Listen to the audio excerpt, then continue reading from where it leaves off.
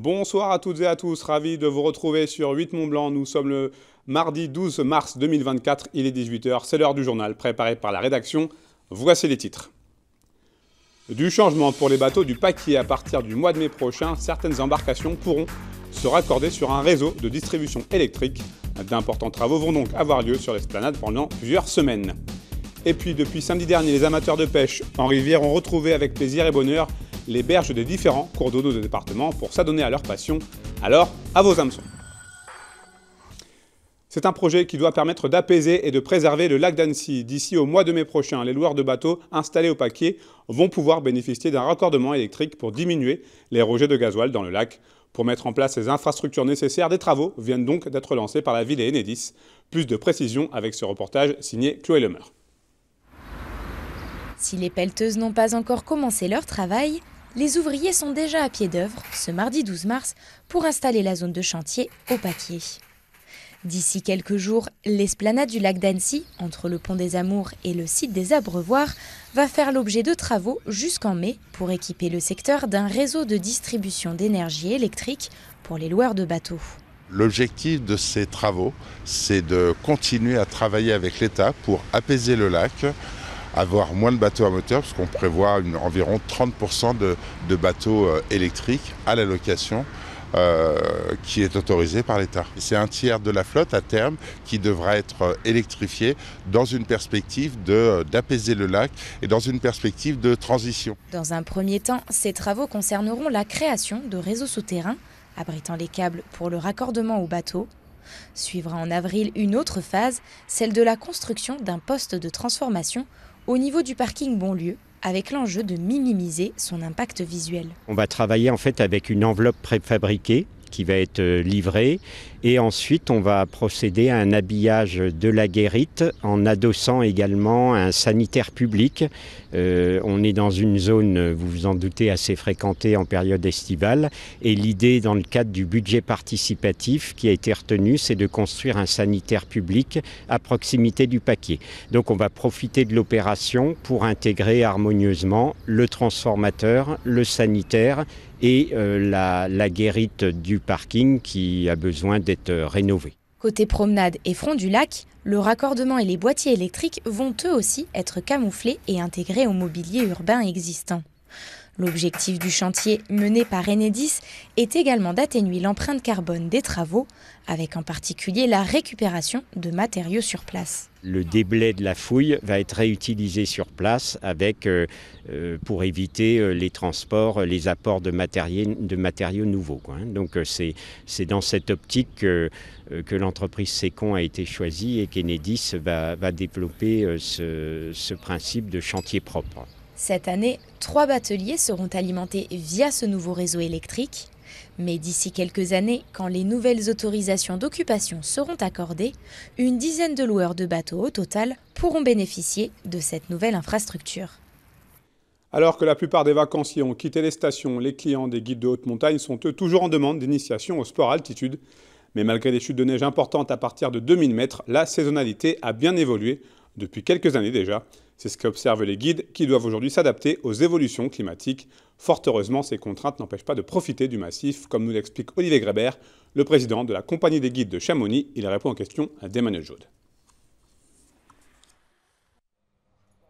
Hiver très particulier, alors il faudra sûrement qu'on s'y habitue, comme on le voit là, en dessous de 2000 c'est quasiment sec et au-dessus de 2000 on a de grosses quantités, on a après chaque chute de neige quelquefois du vent, du réchauffement.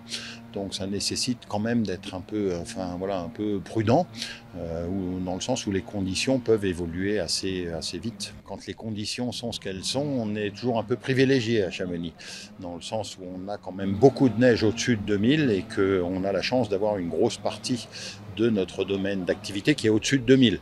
Par contre, pour ce qui est de la cascade de glace en vallée comme Bérard, malheureusement, encore une fois, la douceur de l'hiver fait que ça a été assez peu praticable.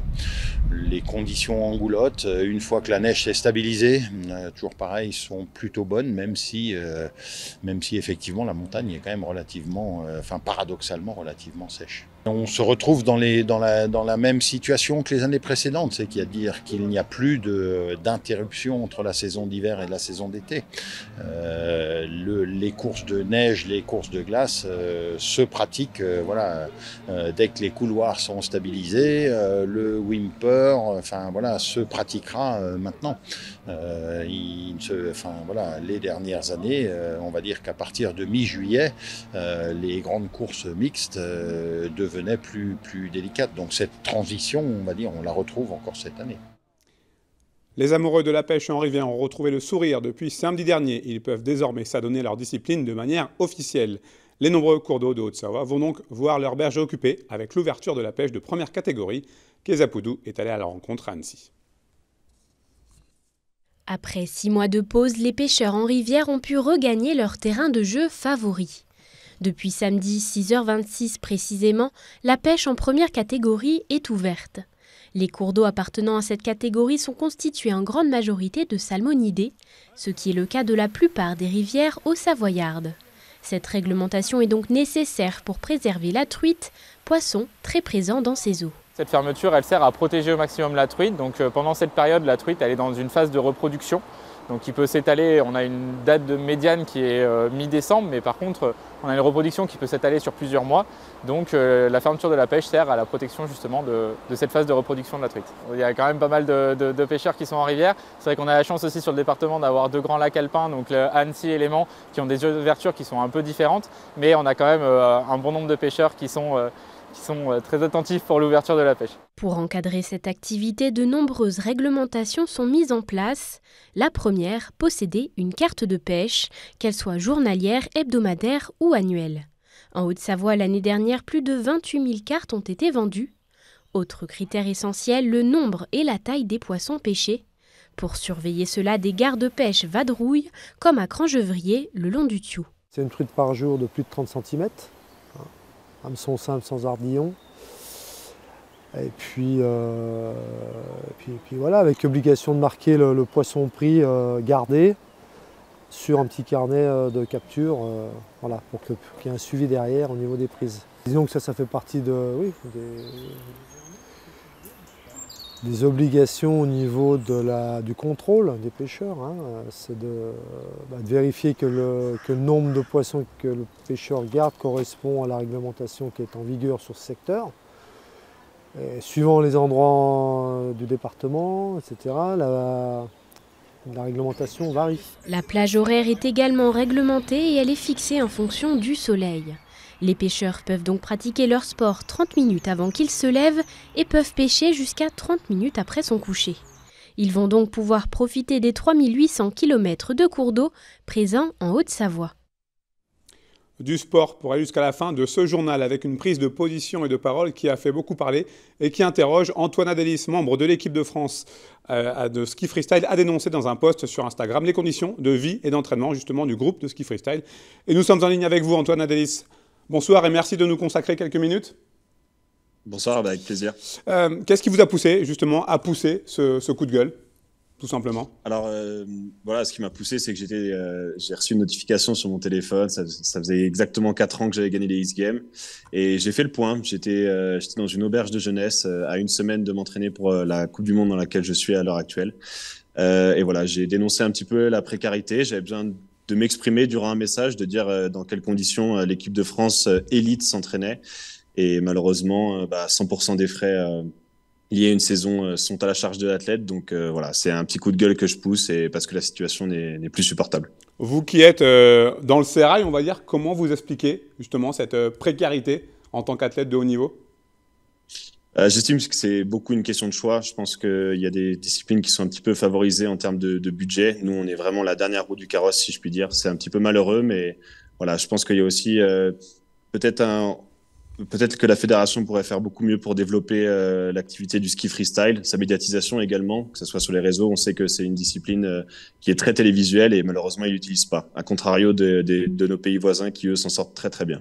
Qu'est-ce que vous attendez désormais des plus hautes instances, notamment de la FFS, la Fédération française de ski ? J'attends une discussion, un échange pour trouver des solutions budgétaires à ce manquement et puis surtout une évolution. Voilà, l'idée, c'est de faire beaucoup de bruit pour qu'on se fasse entendre et parce qu'on est une discipline qui a quand même 3 disciplines olympiques et on a notre place qu'on mérite tout autant que les autres, je pense. Ce cri du cœur, j'imagine qu'il est aussi pour les futures générations, les petits skieurs qui un jour seront peut-être à votre place en équipe de France. Effectivement, ce qui m'a poussé à donner un petit peu, à mettre en avant cette publication et aller jusqu'au bout des choses, c'est surtout pour les générations qui arrivent, qui sont vraiment dans une précarité qui est honnêtement insupportable parce qu'elle est soit financée par les parents, parce que malheureusement le ski coûte très cher. On a des saisons qui avoisinent autour de 30 000 € annuels pour le groupe Coupe du Monde. Et malheureusement, ça doit plus être pris en charge. Il doit y avoir un accompagnement fédéral et toute la structure du freestyle doit changer et être mieux accompagnée pour qu'il y ait des relèves, notamment pour 2030. Merci infiniment. Bon courage en tout cas pour la suite, Antonin Delis. Vous êtes du côté de Tignes, vous allez participer ce mercredi aux qualifications de la Coupe du Monde de Big Air. On espère que tout se passera bien. Merci beaucoup. Effectivement. On vous envoie plein d'ondes positives. Merci bien. C'est gentil, merci. À bientôt. Au revoir. À bientôt. C'est la fin de cette édition. Merci à vous pour votre fidélité à l'information sur 8 Mont Blanc. Merci à toute l'équipe pour son aide très précieuse. Juste après ce journal, vous en avez désormais l'habitude, les nouvelles du temps avec Thierry Paul pour la météo. Passez une très belle soirée. Vous avez rendez-vous avec Emmanuel Jaude pour le reste de la semaine pour le journal sur 8 Mont Blanc.